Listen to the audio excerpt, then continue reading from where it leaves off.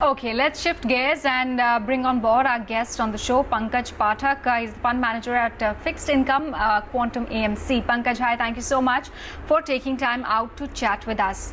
Let's just get in a sense of how the bond prices have been faring.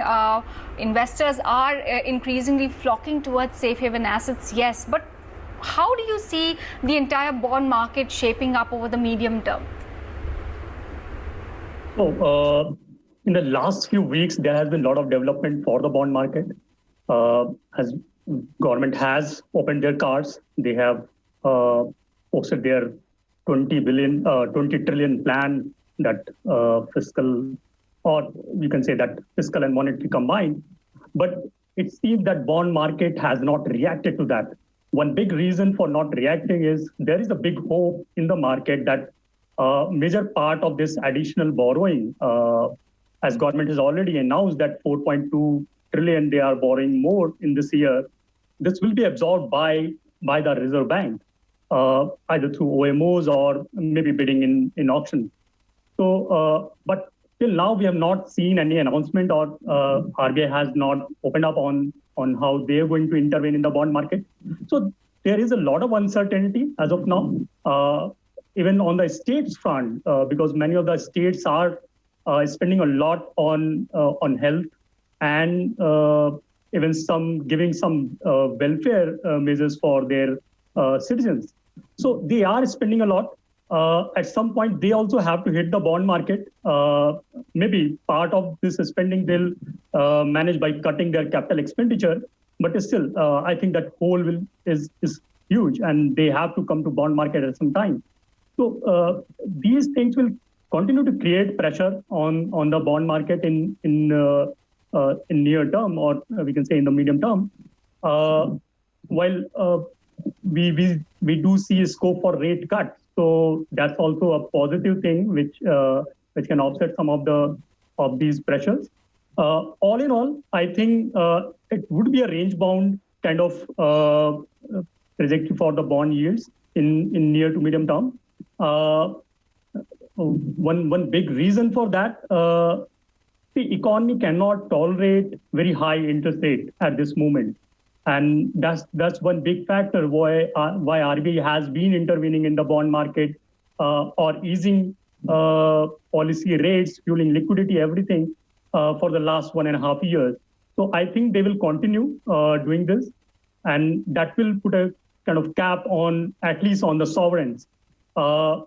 But as far as corporate bonds are concerned, I'm not sure whether the recent measures will restrict rise in corporate bond yields or ease pressure on cost of capital for corporates.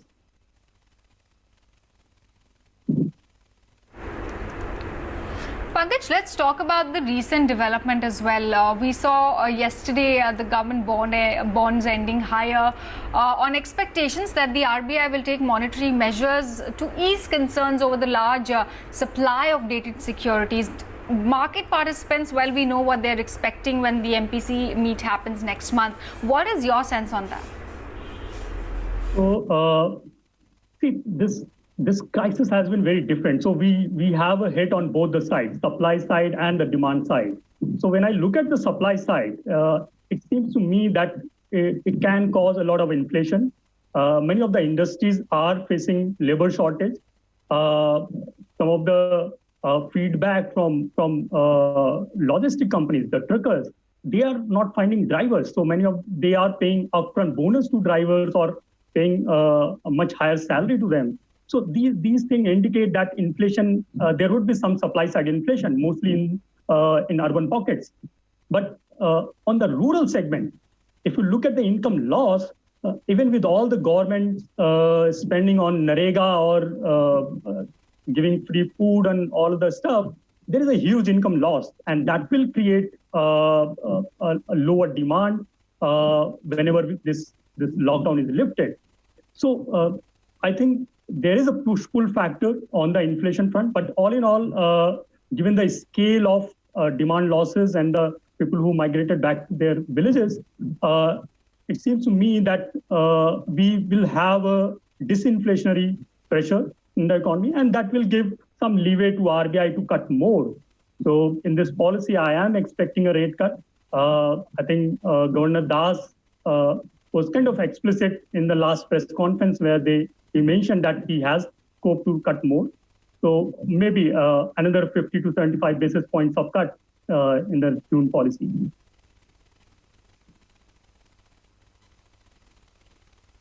How do you see the U.S. Treasury, crude oil prices, and even our own currency sort of playing up over the next couple of months, and therefore having an impact on the bond market?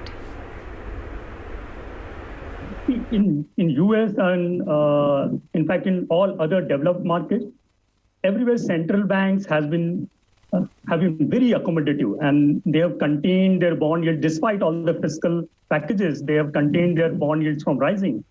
So I think that will continue. They'll continue to intervene in the bond market to keep cap on interest rates. Crude has been a big positive for the Indian economy, but we don't see that transmitting to the inflation because government has already raised taxes and captured most of the gain in their fiscal calculations. So the gain is not realized from the crude oil prices. I'm not sure when crude oil moves up, how government will react to that because they need this revenue. So we have already seen almost a $10 a barrel kind of jump in last few weeks. And most of the producers are kind of doing their bit. They are cutting production and trying to inflate the price.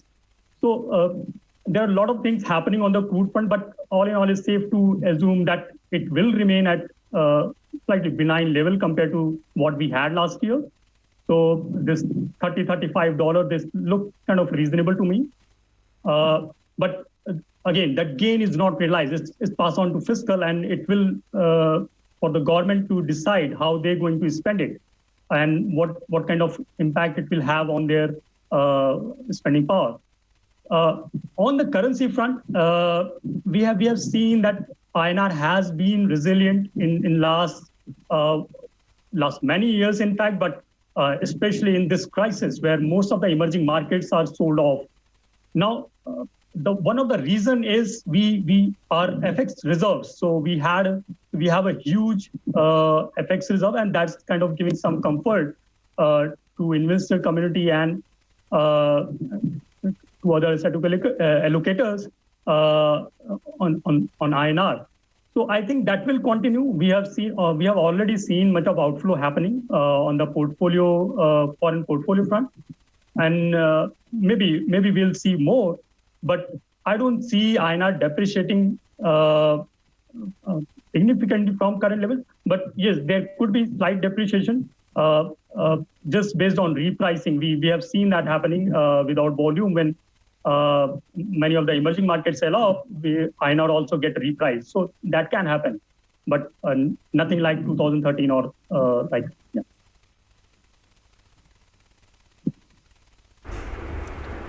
Okay, Pankaj, thank you so much for taking time out and talking.